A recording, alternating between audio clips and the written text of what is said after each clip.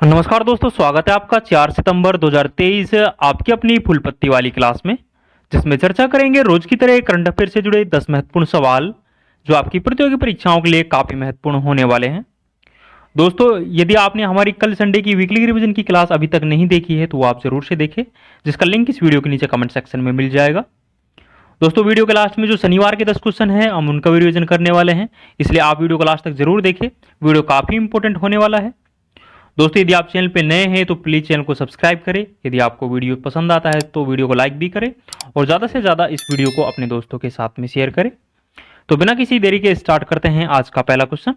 पहला क्वेश्चन है, हाल ही में इसरो ने किस रॉकेट से आदित्य L1 का सफल प्रक्षेपण किया है? तो हाल ही में इसरो के द्वारा सूर्य के अध्ययन के लिए आदित्य L1 जो मिशन है इसका सफल प्रक्षेपण किया है। इसका प्रक्षेपण है जो PSLV C-57 रॉकेट से किया है। इसका प्रक्षेपण 2 सितंबर 2023 को सुबह 11:50 पर सतीश धवन स्पेस सेंटर श्रीहरिकोटा आंध्र प्रदेश से इसका सफल प्रक्षेपण किया गया है। ये भारत की पहली सूर्य आधारित वेधशाला होगी और L1 पॉइंट का जो हेलो ऑर्बिट है इसमें इसको स्थापित किया जाएगा। जो L1 पॉइंट है इसे लंगराज बिंदु भी कहते हैं और यह सूर्य से मतलब पृथ्वी से 15 लाख किलोमीटर दूर स्थित है। 125 दिन में ये इस बिंदु पर पहुंचने वाला है। सूर्य और पृथ्वी का गुरुत्वाकर्षण बल है जो लंगराज बिंदु पर लगभग बराबर होता है, तो ये आपको ध्यान रखना है। और इस आदित्य L1 मिशन को क्यों प्रक्षेपित किया गया है? तो इसके प्रक्षेपित करने के पीछे जो रीजन है वो सौर तूफान, सौर पवन और सूर्य की जो बाहरी परत कोरोना है इसका अध्ययन करने के लिए इसे लॉन्च किया गया है। तो ये आपको ध्यान रखना है कि इसे जो लॉन्च किया है ये PSLV C-57 से इसे लॉन्च किया है और 2 सितंबर को इसे लॉन्च किया गया है। कुछ ललन टॉप बातें और ध्यान रखेंगे। हाल ही में चंद्रयान 3 को लॉन्च किया गया है। चंद्रयान 3 को जो लॉन्च किया गया था ये LV-M3M4 रॉकेट से लॉन्च किया गया था, जिसे बाहुबली के नाम से भी जाना जाता है। इसे 14 जुलाई को दोपहर 2:35 पर लॉन्च किया गया था और ये चंद्रमा का जो साउथ पोल है उस पर सफल लैंडिंग है जो 23 तारीख को शाम 6:04 पर करता है। और इस तरह भारत है जो चंद्रमा के दक्षिणी ध्रुव पर पहुंचने वाला विश्व का पहला देश बन जाता है, तो ये आपको ध्यान रखना है। DSSAR है जो सिंगापुर का उपग्रह है और हाल ही में PSLV C-56 से इसे लॉन्च किया गया है। पार्कर सोलर प्रोब मिशन है जो नासा के द्वारा 2018 में प्रक्षेपित किया गया था। कुछ और सूर्य मिशन के बारे में बात करें तो सोहो मिशन है ये नासा का है और यूलियस मिशन है ये यूरोपीय स्पेस एजेंसी का है, तो ये भी आपको ध्यान रखना है।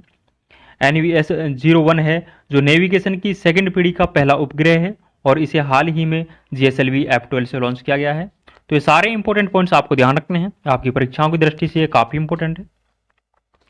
दोस्तों, आगे बढ़ने से पहले मैं आपको बता दूं इन सभी 10 क्वेश्चंस की जो PDF है वो हमारे टेलीग्राम चैनल जीनेस्टॉक पर मिल जाएगी, जिसका लिंक इस वीडियो के नीचे कमेंट सेक्शन में दिया हुआ है। यहाँ जाकर आप ये PDF डाउनलोड कर सकते हो।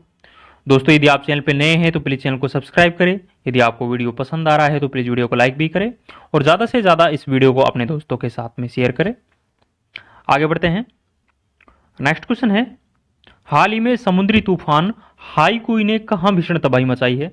तो हाल ही में समुद्री तूफान हाईकुई है इसके द्वारा भीषण तबाही है ये ताइवान देश में मचाई गई है, तो ये आपको ध्यान रखना है। और साओ ओला तूफान है ये हांगकांग में आता है। कुछ ललन टॉप बातें और ध्यान रखेंगे। बिपरजॉय जो चक्रवात है इसका नामकरण बांग्लादेश के द्वारा किया गया था, जिसका अर्थ है जो आपदा या विपत्ति इसका अर्थ होता है और ये अरब सागर में आया था। मोचा चक्रवात का नामकरण है जो यमन के द्वारा रखा गया था और ये अरब जो बंगाल की खाड़ी में है यहाँ पर आता है। असनी का नामकरण है जो श्रीलंका करता है और ये भी बंगाल की खाड़ी में आया था, तो ये आपको ध्यान रखना है। यदि चक्रवात के बारे में बात करें तो चक्रवात है इसको जो कैरेबियन सागर है इसमें हरिकेन के नाम से जानते हैं और ऑस्ट्रेलिया में चक्रवात को विली विलीज के नाम से जाना जाता है और जो USA है इसमें चक्रवात को टोर्नेडो के नाम से जानते हैं और जो चीन सागर है इसमें चक्रवात को टाइफून के नाम से जाना जाता है, तो ये भी आपको ध्यान रखना है। इडालिया तूफान है ये फ्लोरिडा में आता है, फ्लोरिडा USA में इडालिया तूफान आता है, तो ये भी आपको ध्यान रखना है। नेक्स्ट क्वेश्चन देखेंगे। हाल ही में भारतीय मूल के अर्थशास्त्री थर्मन षणमुगरत्ना को किस देश के राष्ट्रपति चुने गए हैं? तो हाल ही में भारतीय मूल के अर्थशास्त्री थर्मन षणमुगरत्ना है जो सिंगापुर के 9वें राष्ट्रपति बनाए गए हैं और इनका कार्यकाल है जो 6 वर्ष रहने वाला है। ये जो इनकी पार्टी है वो पीपल एक्शन पार्टी से ये संबंध रखते हैं। और जो थर्मन षणमुगरत्ना है ये आईएमएफ के पहले एशियाई अध्यक्ष भी रह चुके हैं, तो ये भी आपको ध्यान रखना है। यदि आईएमएफ के बारे में बात करें तो आईएमएफ की जो स्थापना है ये 1944 को ब्रिटेन वुड्स सम्मेलन के तहत इसकी स्थापना होती है। और आईएमएफ और वर्ल्ड बैंक को जुड़वा बहन के नाम से जाना जाता है। आईएमएफ का 190वां देश है ये अंडोरा बनता है। और आईएमएफ की जो वर्तमान में हेड है वो क्रिस्टीना जॉर्जिवा है, तो ये भी आपको ध्यान रखना है। आईएमएफ के द्वारा एक रिपोर्ट जारी की जाती है जिसे ग्लोबल इकोनॉमी आउटलुक जो रिपोर्ट है ये आईएमएफ के द्वारा जारी की जाती है, तो ये भी आपको ध्यान रखना है। कुछ ललनटो बातें और ध्यान रखेंगे। भारत के निर्विरोध निर्वाचित राष्ट्रपति थे वो नीलम संजीव रेड्डी थे। राष्ट्रपति के लिए न्यूनतम आयु है जो 35 वर्ष होती है। यदि राज्यपाल के बारे में बात करें तो इसके लिए भी 35 वर्ष न्यूनतम आयु होती है। राष्ट्रपति उपराष्ट्रपति होता है, इसके लिए भी न्यूनतम आयु है जो 35 वर्ष होती है। राज्यसभा जो सांसद और राज्यसभा सांसद के लिए 30 वर्ष और जो लोकसभा सांसद है इसके लिए 25 वर्ष है जो न्यूनतम आयु है, तो ये आपको ध्यान रखना है। और मतदान के लिए जो न्यूनतम आयु है वो 18 वर्ष है। राष्ट्रपति का चुनाव है जो एकल संक्रमणीय मत पद्धति से होता है। राष्ट्रपति का चुनाव में यदि विवाद होता है तो इसका निपटारा है जो अनुच्छेद 71 के तहत सुप्रीम कोर्ट के द्वारा किया जाता है, तो ये भी आपको ध्यान रखना है। नेक्स्ट क्वेश्चन देखेंगे। हाल ही में अमेरिका स्थित ग्लोबल फाइनेंस पत्रिका ने किसे विश्व स्तर पर शीर्ष केंद्रीय बैंकर नामित किया है? तो हाल ही में अमेरिका स्थित ग्लोबल फाइनेंस पत्रिका के द्वारा A+ रेटिंग है जो 3 देशों के जो केंद्रीय बैंकर है इनको दी गई है, जिसमें स्विट्जरलैंड, वियतनाम और भारत का जो बैंकर हैं इनको A+ रेटिंग है जो प्रदान की गई है। भारत का जो शक्तिकांत दास है इसको A+ रेटिंग है जो प्रदान की गई है। शक्तिकांत दास है जो आरबीआई के 25वें क्रम के गवर्नर है और वर्तमान में आरबीआई के गवर्नर है। शक्तिकांत दास को लंदन के द्वारा गवर्नर ऑफ द ईयर का पुरस्कार भी प्रदान किया गया था जो कि जून 2023 में प्रदान किया गया था, तो ये भी आपको ध्यान रखना है। यदि आरबीआई के बारे में बात करें तो आरबीआई की स्थापना है जो अधिनियम 1934 के तहत 1 अप्रैल 1935 को आरबीआई की स्थापना होती है। वर्तमान में हेडक्वार्टर है जो मुंबई में वर्तमान में आरबीआई का हेडक्वार्टर है। कुछ ललनटो बातें और ध्यान रखेंगे। आरबीआई की स्थापना है जो भारत शासन अधिनियम 1935 के तहत होती है। 1 अप्रैल 1935 को आरबीआई की स्थापना होती है। आरबीआई के जो पहले भारतीय गवर्नर थे वो सीडी देशमुख थे और आरबीआई के जो पहले गवर्नर थे वो ऑसबोर्न स्मिथ थे। पॉलिसी रेट है इसे रेपो रेट के नाम से भी जाना जाता है और जो मौद्रिक नीति समिति होती है इसके द्वारा इसे जारी किया जाता है। उद्गम पोर्टल है ये भी आरबीआई के द्वारा लॉन्च किया गया था, तो ये सभी पॉइंट्स आपको ध्यान रखना है। नेक्स्ट क्वेश्चन है, हाल ही में किस अमेरिका राज्य ने अक्टूबर को हिंदू हेरिटेज मंथ घोषित किया है?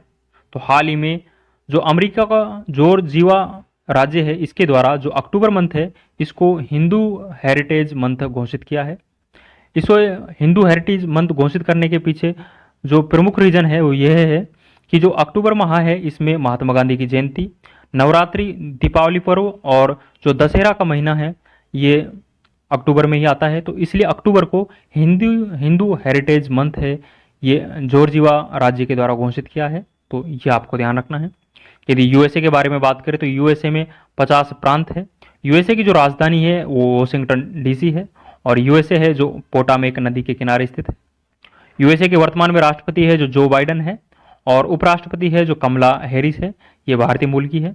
यूएसए है ये विश्व का सबसे प्राचीन है जो लिखित संविधान है जिसमें 7 अनुच्छेद है, तो ये भी आपको ध्यान रखना है। हिंदू फोबिया की निंदा करने वाला जो प्रस्ताव पारित करने वाला यूएसए का जो पहला राज्य है ये भी जॉर्जिया है, तो ये भी आपको ध्यान रखना है। कुछ ललनटो बातें और ध्यान रखेंगे। राष्ट्रीय पोषण माह है ये सितंबर को घोषित किया है, सितंबर माह को राष्ट्रीय पोषण माह घोषित किया है। बाजरे का अंतर्राष्ट्रीय वर्ष है ये वर्ष 2023 को घोषित किया है। राष्ट्रपति पर महाभियोग है जो यूएसए से लिया गया है और आर्टिकल 61 के तहत राष्ट्रपति पर महाभियोग लगाया जाता है। हाइड्रोफोबिया, इससे पानी से डर लगता है, हाइड्रोफोबिया में पानी से डर लगता है और रेबीज रोग जब हो जाता है तो तब पानी से डर लगता है। नेक्स्ट क्वेश्चन देखेंगे, हाल ही में किसे नवरत्न कंपनी का दर्जा मिला है? तो हाल ही में जो नवरत्न कंपनी का दर्जा है ये राष्ट्रीय केमिकल एंड फर्टिलाइजर को प्रदान किया गया है। ये भारत की 14वीं नवरत्न कंपनी बनी है और इसकी स्थापना है जो 1978 में इसकी स्थापना होती है और इसका हेडक्वार्टर है जो मुंबई में है। और भारत की जो 13वीं नवरत्न कंपनी थी वो ONGC विदेश है, जो भारत की 13वीं नवरत्न कंपनी थी। और भारत की 12वीं नवरत्न कंपनी है ये रेल विकास निगम लिमिटेड है, ये भारत की 12वीं नवरत्न कंपनी है। कुछ ललन टॉप बातें और ध्यान रखेंगे। 13वीं महारत्न कंपनी हाल ही में ऑयल इंडिया लिमिटेड है, ये भारत की 13वीं महारत्न कंपनी बनी है। 12वीं महारत्न कंपनी है ये रूरल इलेक्ट्रिफिकेशन कॉरपोरेशन लिमिटेड है, ये भारत की 12वीं महारत्न कंपनी थी, तो ये भी आपको ध्यान रखना है। यूरिया गोल्ड को हाल ही में भारतीय प्रधानमंत्री नरेंद्र मोदी के द्वारा राजस्थान के सीकर से लॉन्च किया गया था। यूरिया गोल्ड है ये सल्फर की कमी को दूर करेगा। नेक्स्ट क्वेश्चन देखेंगे, हाल ही में किस भारतीय को वर्ल्ड इनोवेशन अवार्ड मिला है? तो हाल ही में वर्ल्ड इनोवेशन अवार्ड है ये शांता थोटम को मिला है।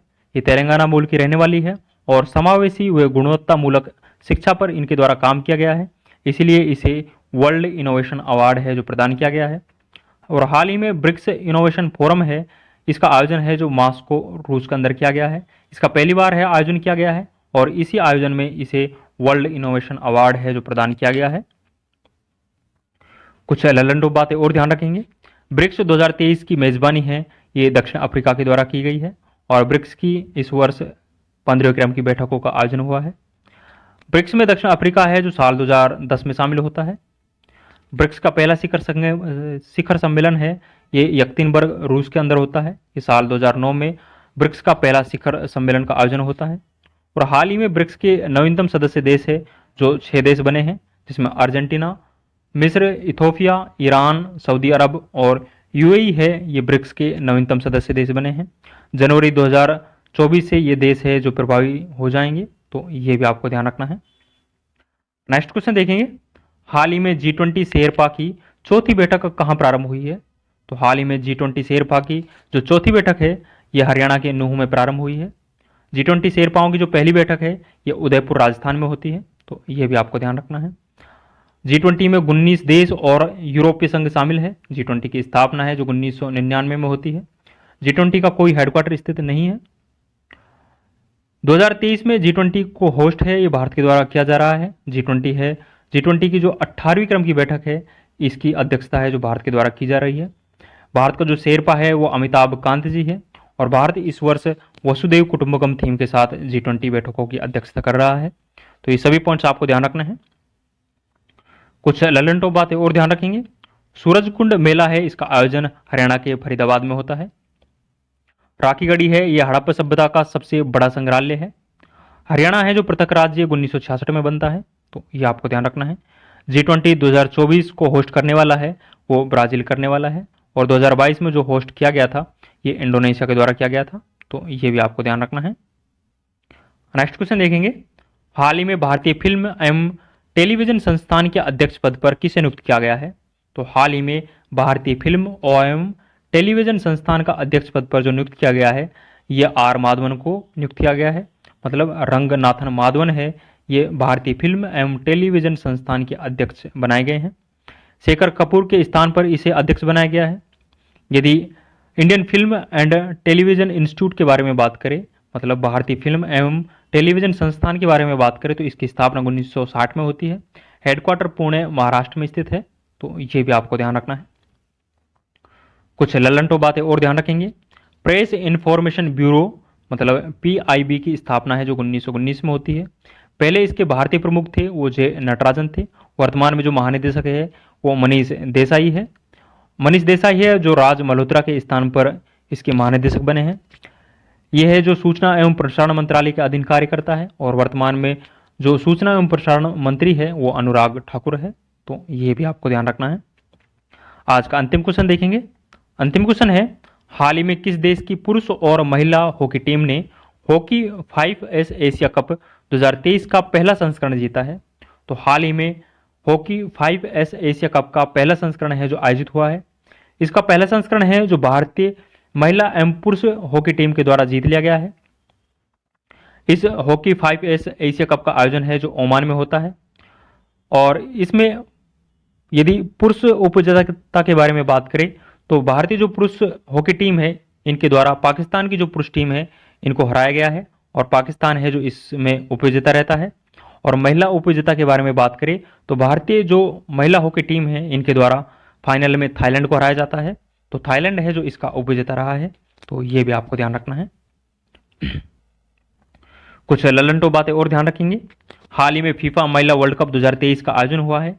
ये 9वें क्रम का आयोजन हुआ है और इसका आयोजन है जो ऑस्ट्रेलिया और न्यूजीलैंड में किया गया था। इस फीफा वर्ल्ड कप 2023 को स्पेन के द्वारा जीता जाता है और इसका उपविजेता है जो इंग्लैंड रहता है। हॉकी वर्ल्ड कप 2023 का आयोजन ओडिशा भारत में किया गया है। इसमें जर्मनी विजेता रहता है और बेल्जियम इसमें उपविजेता रहता है और 15 संस्करण है जो इसका खेला गया है। इंटर कॉन्टिनेंटल कप 2023 का विजेता भारत रहा है। भारत के द्वारा लेबनान को हराकर है जो इंटर कॉन्टिनेंटल कप जीता गया है। फीफा वर्ल्ड कप 2022 का आयोजन है जो कतर में किया गया था। इसका विजेता है जो अर्जेंटीना रहता है और उपविजेता के बारे में बात करें तो फ्रांस है जो इसमें उपविजेता रहता है। तो ये आपको ध्यान रखना है।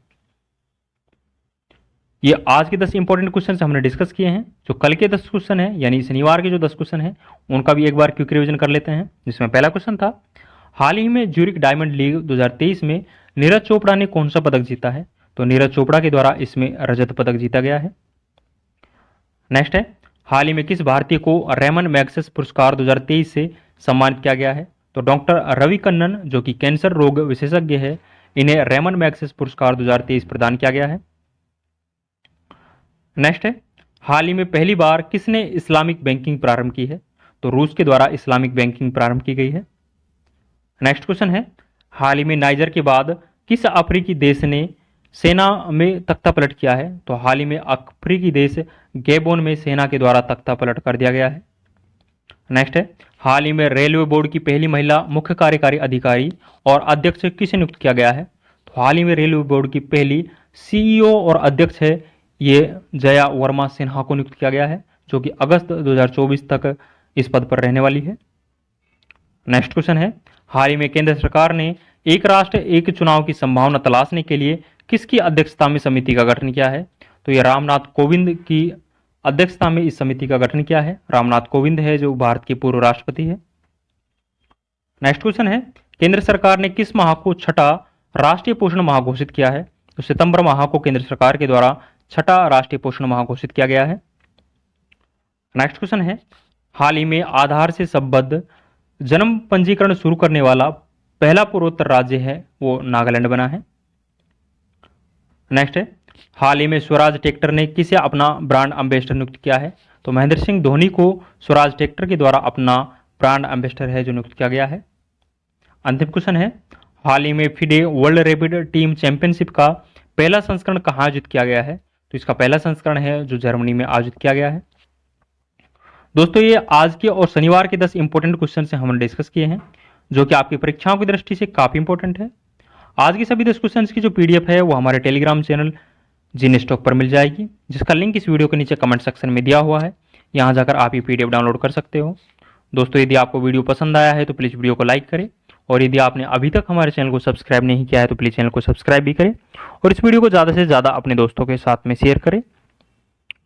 यदि आपको इस वीडियो से संबंधित कोई सुझाव देना है तो आप कमेंट सेक्शन में दे सकते हो। आप सभी का सुझाव आमंत्रित है। आज के लिए बस इतना ही, मिलते हैं नेक्स्ट वीडियो में। थैंक यू, जय हिंद।